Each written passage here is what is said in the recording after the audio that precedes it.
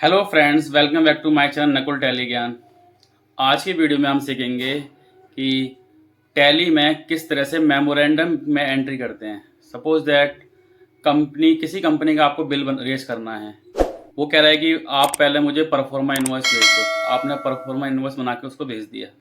अब वो कह रहा है कि मुझे सेल बिल चाहिए 2 दिन बाद, या ऑर्डर चाहिए सेल का 2 दिन बाद।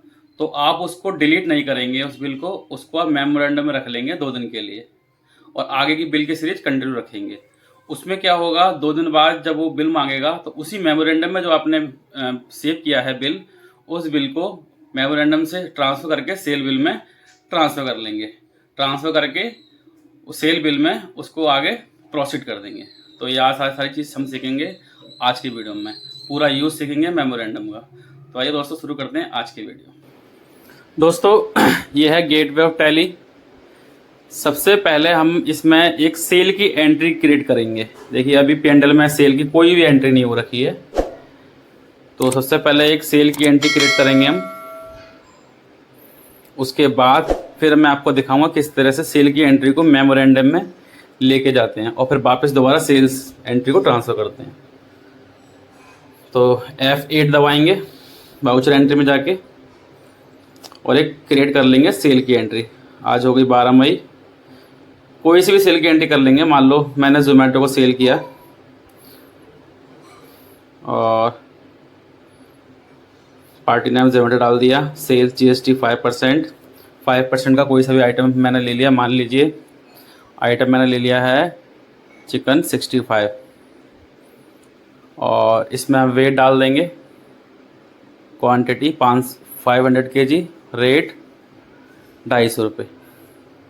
और इस तरह से हम इसको आउटपुट CGST और आउटपुट SGST 2.5%, ये एंट्री को हम सेव कर देंगे। सेव करने के बाद दोस्तों मैं आपको दिखाऊंगा कि ये सेल एंट्री को हम किस तरह से मेमोरेंडम में ले जाते हैं। इसका बेनिफिट दोस्तों ये होता है कि मान लीजिए बाई चांस आप कंपनी में हो और आपसे बोला गया कि एक सेल बिल रेज कर दो या परफॉर्मा इनवॉइस रेज कर दो। आपने रेज कर दिया और आपको बोला गया कि सेल बाद में बनेगा, सेल की एंट्री बाद में होगी 2-3 दिन बाद।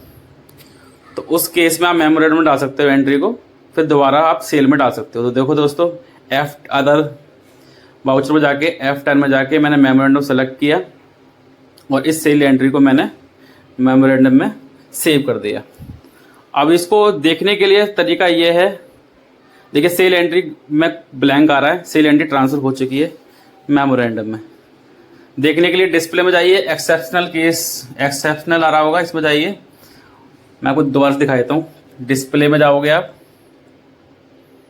ठीक है, और नीचे देखिए एक्सेप्शनल रिपोर्ट आ रहा है, इस पर क्लिक करेंगे और ये मेमोरेंडम रजिस्टर, इस पर क्लिक करेंगे तो वो सेल की जो एंट्री जो मैंने क्रिएट की थी वो ट्रांसफ़र हो गई मेमोरेंडम में। ये देखिए मेमोरेंडम में। अब मान लीजिए आपकी 4 दिन बाद 5 दिन में दोबारा सेल बिल का बनेगा, तो इस एंट्री को आपको दोबारा ट्रांसफ़र करने के लिए कुछ नहीं करना, अदर वाउचर में जाके या फिर F8 दबा के दोबारा से उसी एंट्री को आप सेल एंट्री में ट्रांसफ़र कर देंगे और इसको फिर सेव कर देंगे। तो ये बेनिफिट होता है दोस्तों, किसी भी सेल एंट्री को मेमोरेंडम में ले जाना और मेमोरेंडम से दोबारा वापस सेल एंट्री में ले जाना। इससे फ़ायदा ये होता है कि आपको डबल मेहनत नहीं करनी होगी, डबल सेल की एंट्री क्रिएट नहीं करनी होगी।